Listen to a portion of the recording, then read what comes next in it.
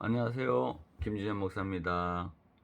이번 주부터는 로마서를 한번 같이 주석을 해보도록 하겠습니다. 지난번까지는 우리 구약의 호세아서를 한번 주석을 해봤습니다. 근데 이번에는 신약 로마서를 한번 더 분석을 해보도록 하겠습니다. 저하고 이 공부하는 거는 여러분이 잘 아는 대로 주해 주석과 해설 시간이다. 이건 뭐 설교도 아니고 또 강해도 아니고 이거는 하나님의 말씀을 주석과 해석하는데 좀 집중을 하면서 공부해 보기를 원합니다. 그 제임스 몽고메리 보이스가 아직까지 기독교가 로마서 1장부터 4장까지밖에 못 왔다 하는 그런 이야기를 했잖아요. 뭐 상당히 의미 있는 말이라고 생각을 합니다. 1장에 있는 믿음으로 말미암는 의인은 살리라 하는 그 말씀에 머물러 있고 아직 교리에 머물러 있고, 그 믿음 이후에 그리스도인들이 하나님의 말씀대로 살아야 된다든지, 또는 육신을 쫓지 않고 영으로 살아야 된다든지, 아니면 하나님의 형상을 본받기 위해서 살아야 된다든지 하는, 이것은 아직까지 연구가 덜 됐다 하는 그런 식으로 조금 이야기를 했는데, 앞으로는 이제 이걸 통해서 많은 또 연구가 이루어져야 되겠죠. 그 다음에 이제 9장부터 12장까지 나오는 그 바울의 민족을 위한 기도, 또 바울의 간절한 소망과 기대들을 밝히고, 그 다음에 이제 맨 뒤에 나오는 13장부터 16장까지는 우리가 보면서 그 교회에 협력하고 복음에 협력한 사람들을 함께 살피면서 은혜를 나누도록 하겠습니다. 이 시간은 주의 시간인데, 저는 이 헬라어 성경을 물론 기본적인 텍스트로 해서 하겠습니다만은, 이스라엘에서 지금 발행하고 있는 요거 있죠. 신구약 성경을 전부 다 히브리어로 한 성경인데, 히브리어로 헬라어 텍스트를 기본으로 하면서 히브리어와 또 영어 성경들, 각종 다른 언어로 된 성경들을 좀 비교하면서 공부하도록 하겠습니다. 로마서는 여러분들이 잘 아시는 대로 사도 바울의 기록이고, 이 로마서 자체가 신구약 성경을 완전히 요약한 아주 중요한 책이고, 이 말씀을 통해 가지고 방탕하게 살던 어거스틴도 회개했고, 또 종교적으로 경건하게 살려고 했지만 경건에 이르지 못했던 루터가 이 말씀을 읽고 자유를 얻는 등 세계사적으로도 많은 이제 변화와 또 은혜를 주는 책들입니다. 그래서 이제 로마서에 대한 강해를 하신 분들도 많이 있고, 그러면 설교식으로 되기 때문에 조금 이제 그런 게 또 많이 있고, 그 다음에 로마서에 대한 주석도 많이 있는데, 이 부분에 대해서 아직 주해가 좀 덜 이루어진 것 같아서 저는 주석과 해설 그 사이에 있는 주해를 중심으로 마치 그 아침 전에까지 공부했던 호세아와 같이 이렇게 한번 공부해 보면서 은혜를 나누도록 하겠습니다. 요즘 이제 문자의 자체적인 그런 뜻보다는 오리겐식의 신비한 뜻, 감추어진 뜻, 이차적인 뜻, 세컨드리한 뜻을 찾는데 막 이 성경 설교에 집중하는 경우가 많이 있거든요. 예를 들어서 리브가가 물동이를 메고 가는데 그 물동이의 물이 바로 십자가의 보혈이라든지, 아니면 낙타를 10마리 끌고 왔는데 첫째 낙타, 둘째 낙타가 뭐냐 이런 걸 따진다든지, 아니면 영적으로 우리가 깊어지려면 야곱의 12아들의 이름의 순서대로 르벤, 시몬, 레위, 유다 이런 식으로 이제 믿음 생활을 해야 된다 하는 그런 온갖 이상한 잡다한 것들이 많이 있는데, 그런 것들은 기독교로 형성될 수가 없죠. 기독교는 오직 예수 그리스도의 인격과 사역을 증언한, 또 확증한 사도들의 글과 사도들의 해석을 가장 기본으로 하고 있다는 것을 우리가 알고 있는 것이 좋겠습니다. 이제 신약 성경을 나눌 때 예수 그리스도의 인격과 사역을 말하고 있는 복음서, 그걸 이제 제1 신약이라고 그러죠. 신약 1. 그리고 예수님의 그 예수님의 그 승천 이후에 그 사도들의 해석, 또 사도들의 성령 받는 것, 또 사도들이 해석하고 이런 것들이 이제 신약 이렇게 해서 이제 주로 유럽이나 미국에서는 이게 취급을 하고 있는데, 우리나라에서는 그냥 이제 신약에서 뭐 공간복음서, 요한문헌, 뭐 사도행전, 서신서 이렇게 이제 공동서신 뭐 이렇게 막 나누다 보니까 이 정확하게 신약 성경이 뭔지를 잘 이해를 못하는 경우도 많이 있습니다만은, 이 신약 성경은 신약 신학 1이라는 거는 예수님의 인격과 사역을 집중적으로 보도하고 있는 복음서. 그럼 예수님의 인격과 사역을 해석하고 또 그거를 적용하는 그걸 신약 이렇게 이제 해서 사도행전부터 계시록까지를 전부 다 이제 신약 2에서 취급을 하고 있다는 사실을 우리가 먼저 인정하는 것이 알고 계시고 인지하는 것이 매우 좋겠습니다. 그럼 이제 신약 2에서 가장 중요한 한 권의 책을 꼽아라면 그건 바로 로마서입니다. 왜냐하면 로마서는 예수 그리스도에 대한 예수 그리스도의 인격과 사역에 대한 사역에 대하여 바울이 그 당시 당대 최고의 학자였던 가말리엘의 문화에서 공부했던, 힐렐 가말리엘로 내려온 이 엄청난 가문에서 공부했던 사도 바울이 복음을 해석했기 때문에 그렇습니다.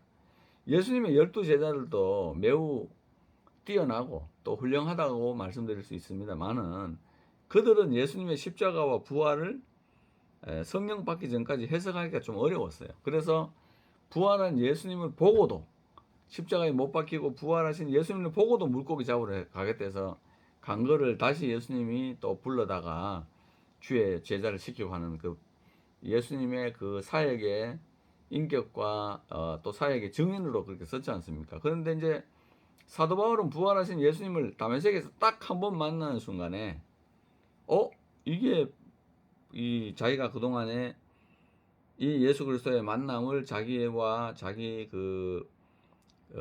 가 배웠던 구약 성경 전체를 가지고 딱 해석해 보니까 이게 아우가 딱 맞는 거죠. 그리고 이 해석된 자기가 해석한 복음을 로마에 사는 성도들에게 논리적으로 써서 또 편지화 시켜서 이거를 써보내야 되겠다 생각해서 자기가 알고 있는 모든 지식과 예수 그리스도에 대한 이 지식을, 신구약 지식을 통합해서 썼기 때문에 이 로마서는 신약 2에서 가장 중요한 서신이다, 그렇게 말씀드릴 수가 있겠습니다. 이 신약 신학에 있어서 로마서가 없다고 한번 생각해 보세요. 로마서가 없다고 생각하면은 갈라디아서에 있는 이신칭의의 복음, 그 다음에 이제 이신칭의 이후에 어떻게 살아야 되냐, 이 부분에 대한 복음은 사실상 갈라디아서는 없는데, 로마서는 이신칭의 믿음으로 구원 얻는다. 그러나 믿음으로 구원 얻은 백성들이 어떻게 살아야 되느냐, 하나님의 말씀을 헐 것이냐, 율법을 허냐 세우느냐, 헐 수가 없다는 거죠. 또 오히려 십계명의 도덕법을 따라서 살아야 된다. 그래서 구원 이후의 삶도 풍성하게 기록이 되어 있다 하는 그런 면에서 굉장히 대단하다고 생각되고, 만약에 이제 그 로마서가 없으면은 이 이신칭의의 복음, 사도행전 15장에서 사도들이 확증한 이신칭의의 복음, 대부분이 이제 그거 뭐 1517년 루터가 확정하고 또 그 이후에 칼빈이 뭐 확정한 것처럼 그렇게 이야기하는데, 사실은 이 이신칭의의 복음은 최초의 교회 회의였던 예루살렘 회의에서 확정했어요. 그리고 이신칭의 이후에 그리스도인들이 살아야 되는 방식, 뭐 목매어 죽은 것이나 우상을 멀리하고, 그죠? 음란한 삶을 멀리하는 그런 것에 대해서, 피를 멀리하고 음란한 삶을 멀리하고 이런 것들을 확정해서 우리 그리스도인들이 믿음으로, 오직 믿음으로 구원을 받지만 이방인들이 극히 꺼리는 피, 우상 숭배, 음란한 삶, 이런 것들을 목매어 죽인 것들, 이런 것들을 우리가 그리스도인들이 살아서는 안 된다, 이렇게 해서 확증을 했기 때문에, 그 확증이 사실은 또 이게 로마서를 통해서 어거스틴, 바울, 이렇게 바울 통해서 어거스틴, 칼빈, 루터로 이렇게 쭉 연결돼서 온 것으로 봐야지, 그 기독교가 최초에는 이신칭의를 몰랐는데 나중에 이제 뭐 루터에 의해서 발견됐다. 이렇게 하는 거는 사도행전 15장이나 16장에 대한 그 말씀 자체를 모르는 것이 아닌가 이렇게 좀 생각이 됩니다. 그래서 우리가 이제 이 로마서의 말씀을 공부하기 전에 가장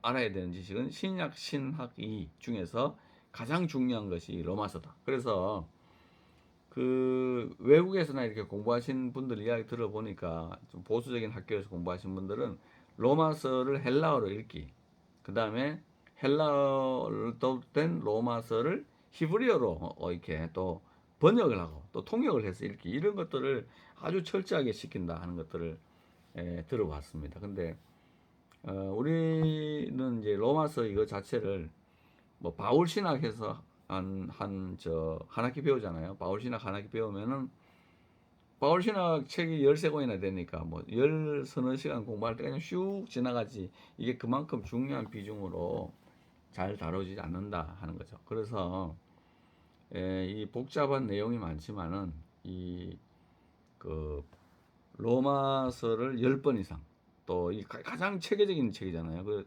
신약에서 가장 체계적인 책이기 때문에 로마서를 10번 이상 읽고, 또 로이돈스가 말한 대로 75번 정도 이렇게 읽고 이럴 때 하나님이 막 불을 받아가지고 이 복음을 전할 수 있는 그 능력도 나오는 것이 아닌가 이렇게 생각할 수가 있겠습니다.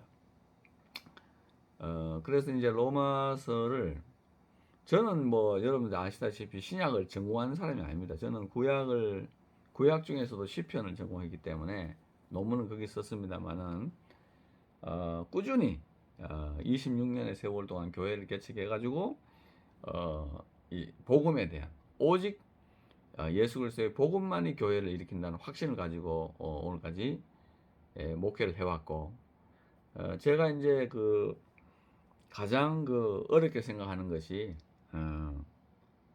그 성경을 창세기부터 계시록까지 뭐 장절로 뭐 한 절씩 꾸준하게 계속해서 반복적으로 이 설교를 하는 강해 설교가 우리 뭐 교단에서도 굉장히 인기를 끌고 있고 굉장히 그 대단하다고 생각이 됩니다. 그러나 신약에 있는 교회에서 주님께서 왜 목사를 세웠느냐, 이런 본질을 질문할 때는 신약의 목사들은 예수 그리스도를 증거하고 또 복음을 전하라고 세운 목사들이거든요. 근데 상당히 많은 그 사람들이 이렇게 설교하는 걸 들어보면은 구약에서 이제 그 설교를 하는데 그 마치 구약의 이제 이스라엘 랍비 예배 비슷하게 그렇게 문자 뜻 같은 거 풀이하는 보면은 랍비들의 그 해석과 같은 그런 것들을 하는 것들을 좀 볼 수가 있는데요. 그분들을 평하는 건 아니고, 그렇게 했을 때 창세기부터 강해를 시작했는데 마태복음까지 도달하지 못하면 그러면 예수 못 믿고 죽는 일도 생기는 거 아니냐 하는 그런 우려가 좀 있습니다. 그래서 항상 우리 그 선배들이 이야기한 대로 항상 이 바울이 말한 대로 복음 예수 그리스도와 그의 십자가에 못 박힌 것 외에는 나는 알지 않기로 작정했다는 그런 사도 바울의 심정을 가지고 구약을 저는 전공했지만 신약을 열심히 주일날 오전에는 부지런히 선포하고 있습니다. 복음을 선포하고 있는데 선포하게 된 이유는 그거죠. 복음을 전하는 자들은 복음으로 말미암아 살리라. 그 말씀 하나 붙잡고 내가 복음을 전했는데 뭐 망해도 어쩔 수 없는 거 아닌가 하는 그런 믿음을 가지고 오늘까지 예수와 그 십자가에 못 박힌 것, 또 요한복음 3장 16절을 중심으로 예수 복음을 부지런히 전해왔습니다. 그래서 이제 그 신약 2 또는 신약 1을 부지런히 또 전하고, 또 이 신구약 성경 자체가 하나님 앞에서 이거는 뭐 만전 영감, 창세기부터 계시록이 만전 영감됐다는 것은 우리가 인정하지만은 100% 그건 저도 믿고 오류가 없는 하나님의 말씀으로 믿습니다만은 이 로마서라든지 또 신약의 예수 그리스도의 인격과 사역, 이런 것들을 부지런히 좀 많이 증거하면 좋지 않겠나 하는 그런 나름대로 생각을 가지고 있습니다. 그래서 이제 그 총신대학에서 조기신학을 가르쳤던 그 서철원 교수님 같은 경우는 복음적 설교 이런 걸 통해 가지고 사람 목사들은 무조건 예수를 전해야 된다는 그런 아주 센 이야기도 센 말씀도 많이 하시는데 상당히 일리가 있다고 저는 그렇게 생각을 합니다.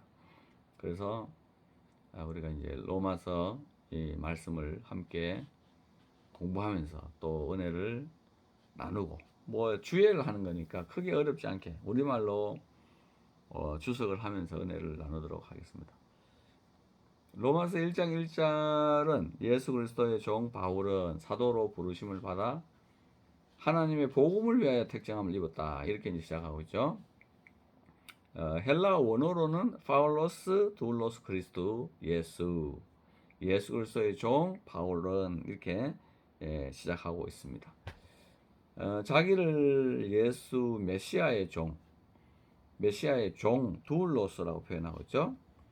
바울은 사도로 부르심을 받았다 하는 거죠. 클레토스, 칼레오, 클레시스 이렇게 나오잖아요. 부르심을 받을 때 하나님이 우리를 불러서 교회를 만들었다.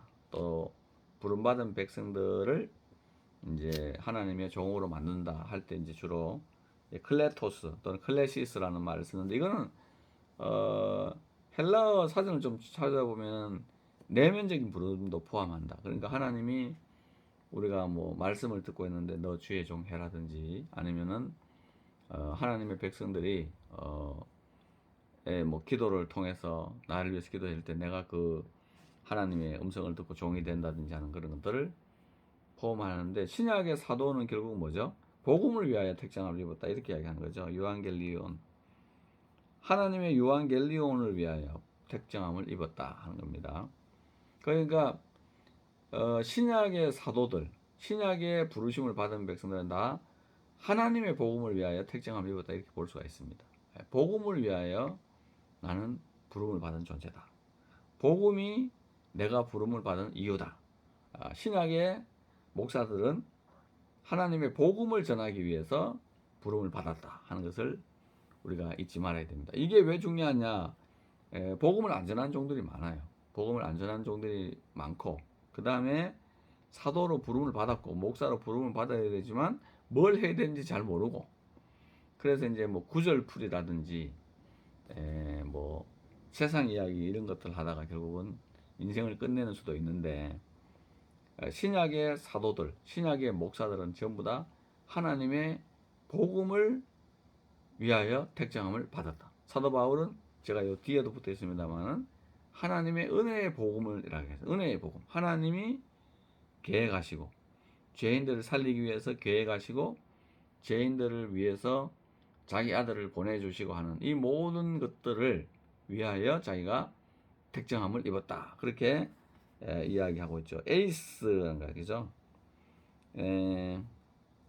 아포리스메노스에서 이거는 이제 이거 어떤 일을 위해서 딱 핀포인트 하는 거 그런 것들을 이야기하는데 여기 1절에 있는 이 말씀 나는 하나님의 복음을 위하여 부름을 받았고 사도 바울은 로마서에서 사도행전에서 이것을 하나님의 은혜의 복음을 전하는 일을 마치려 하면은 내 생명을 조금 더 귀한 것으로 여기지 않는다 이렇게 이야기합니다.